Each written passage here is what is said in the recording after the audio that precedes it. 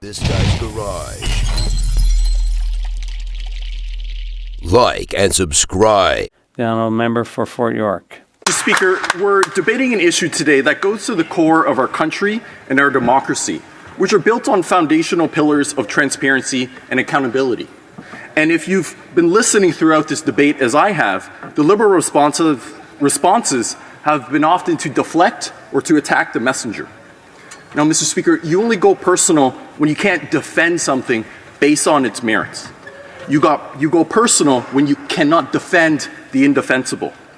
And unfortunately, this is something that seems to apply to multiple issues that have been raised with this government. Recently I had asked a question related to Chinese foreign interference of the Prime Minister. And again, we heard a personal attack. Instead of focusing on the very serious matter of foreign interference, he attacked me. And it was so blatantly and sadly so transparent. Now, in the latest example, we heard yet another pathetic personal attack from the Immigration Minister during question period earlier today. Mr. Speaker, the turmoil at IRCC continues. I have an Australian-trained doctor stuck in the department's quagmire. We have badly needed skilled tradespeople who want to come to Canada lost in the logjam, yet no delays in getting citizenship for ISIS terrorists who produce videos dismembering victims. Same with human traffickers needing a court-banned passport replaced. Mr. Speaker, what are the twisted priorities of the Immigration Minister? Can you focus on letting people into our country who want to heal Canadians, not to kill or traffic them, and to build the homes instead of blowing them up? The Honourable Minister for Immigration, Citizenship and Refugees. Mr. Speaker, I don't know why we give this guy the time of day.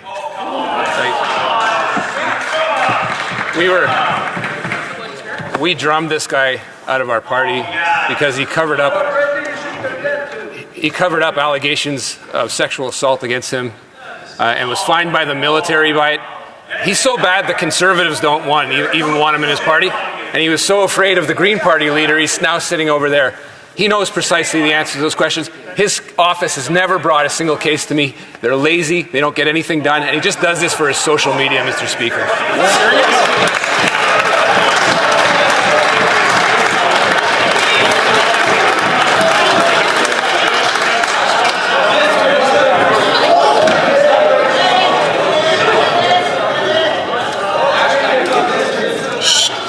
Order.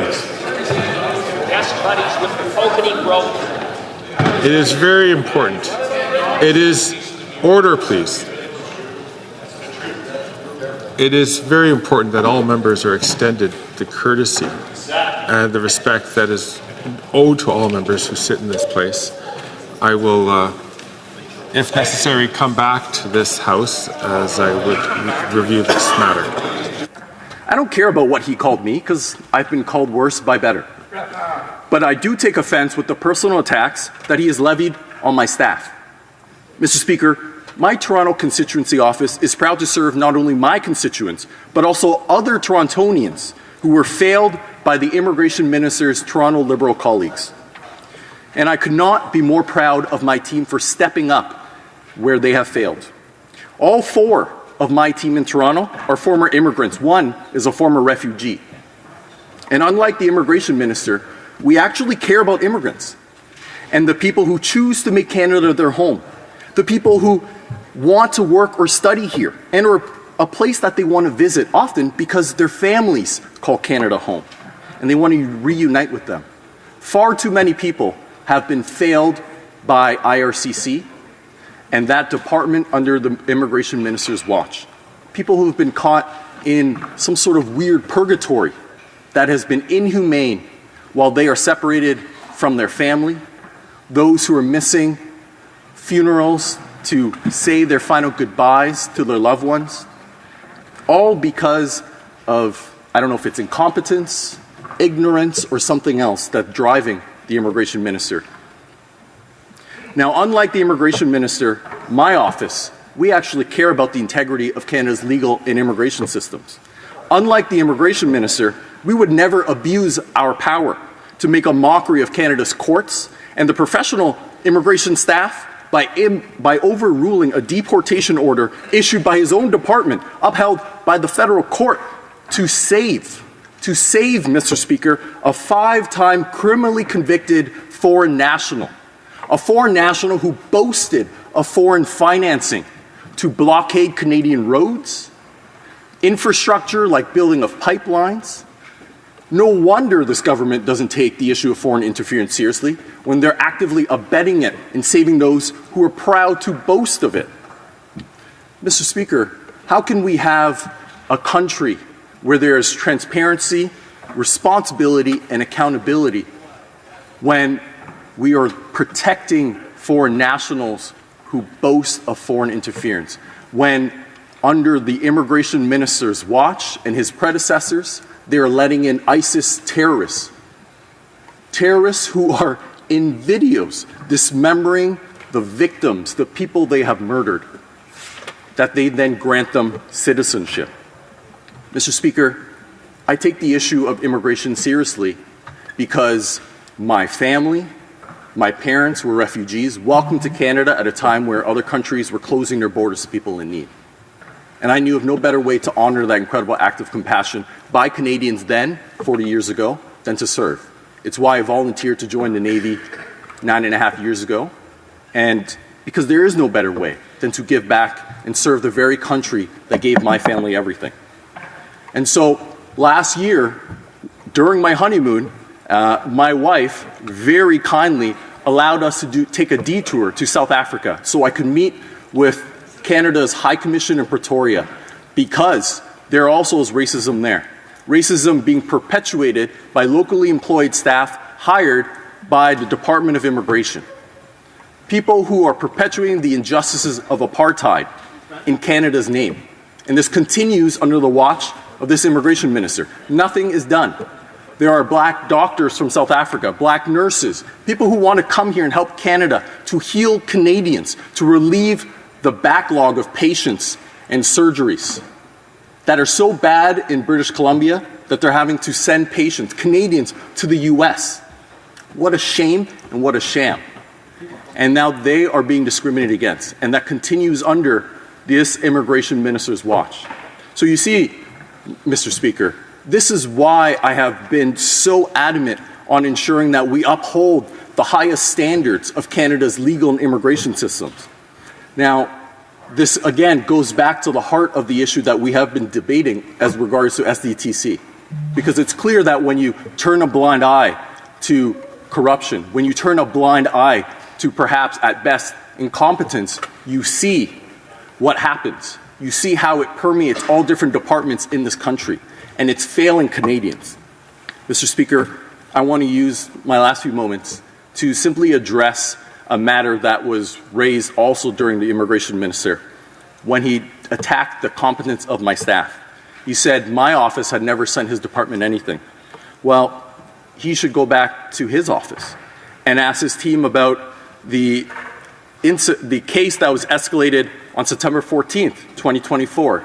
He should ask his office about another case that was escalated to him on October 23rd, 2024. He should also ask his office about a more recent one sent just last week on November 13th, 2024, about the Australian doctor that I referenced during question period, an Australian doctor of Iranian heritage who left the evil regime because she didn't want to live under the gender apartheid regime, went to Australia, got trained, and wanted to come to Canada to help heal, and now is being stuck in IRCC purgatory. So when he attacks the integrity and competence of my team, and he's pointing at us, he seems to forget that there are also fingers pointing back at him, and he should ask his team, did they intentionally keep it from him, or did they miss it? Thank you, Mr. Speaker. Questions et commentaires. Je reconnais le... Questions and comments? The honourable member for Calgary, Rocky Ridge.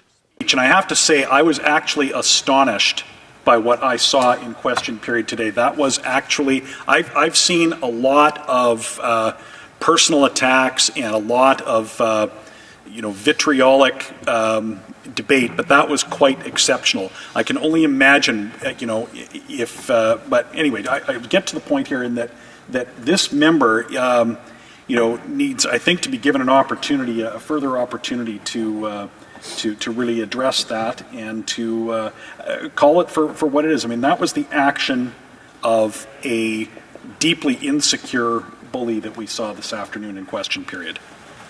L'honorable député de Spadina. The honourable member for Spadina, Fort York. Conservative colleague for standing in solidarity with me and for the opportunity to elaborate a little bit more. Like I said, I have been called worse by much better. And people make personal attacks in this place because they can't defend the indefensible.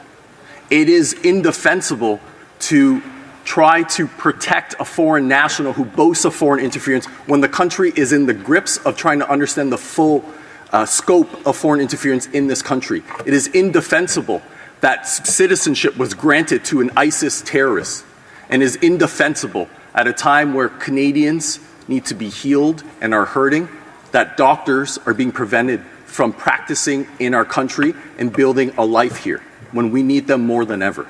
Those are indefensible, and what that minister has done disgraced not only himself, but his office as a minister of the Crown, and I think was a disgrace to everyone in this place. Thank you, Mr. Speaker.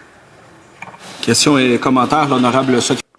The honourable parliamentary secretary. I wonder if the member can indicate whether or not it is offensive and disrespectful for the leader of the Conservative Party of Canada to not get the security clearance. If, in fact, he looks around and every other opposition party and the government have made it very clear, all other leaders have the security clearance, yet the leader of the Conservative Party has something that's hidden in his background that he doesn't want to share with Canadians, and as a result is refusing to get the security clearance. Does he feel like the rest of the Conservative caucus, this is maybe where he can get a gold star from the Conservative caucus here, does he feel that the leader of the Conservative Party should get a security clearance? Ideally, yes or no. Should he or shouldn't he? L'honorable député. The honourable member. This member gets a gold star from the Liberal Party for trying to deflect so obviously.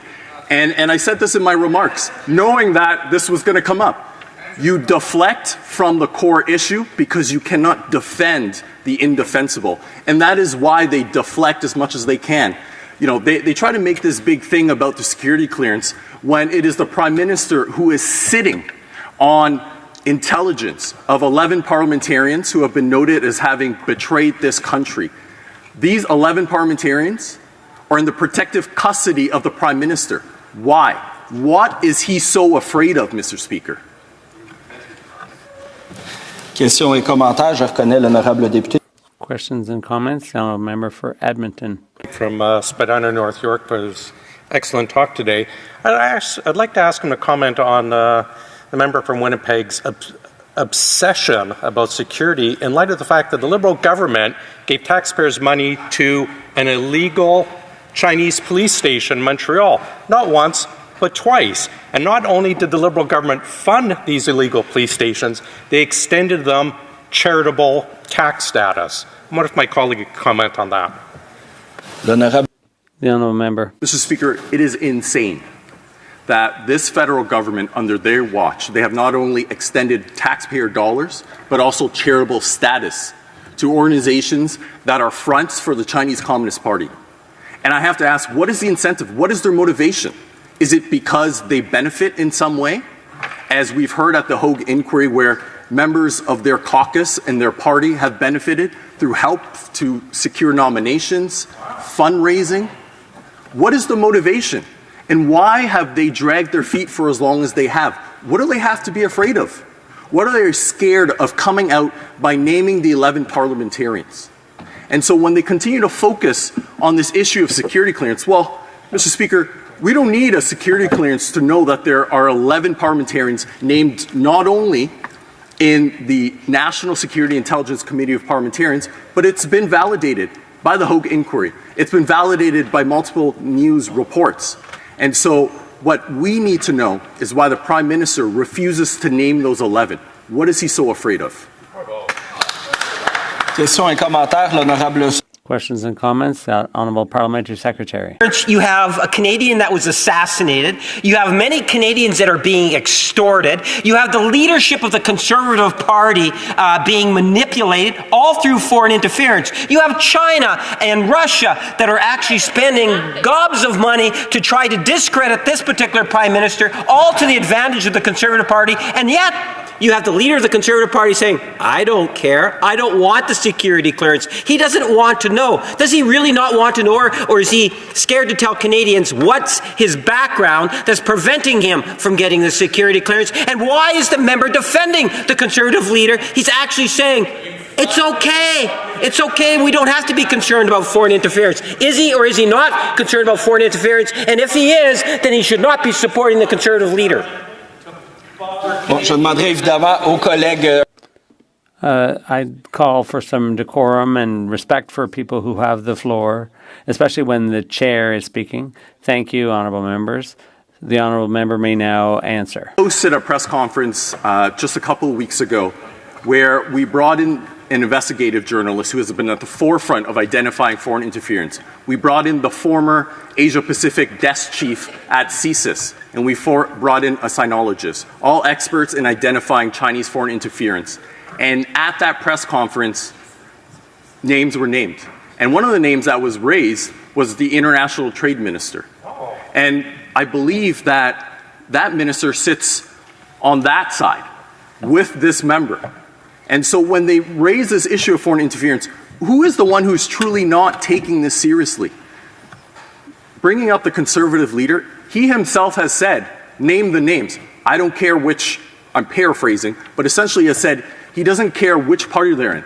And that is because the issue of our democracy and the integrity of this place and our country goes beyond partisanship. That should matter more than whoever they are, because we need to root out these traitors. They are a cancer in our democracy, and we need to go in there and remove them and shine a light into the shadows where these foreign operatives hide.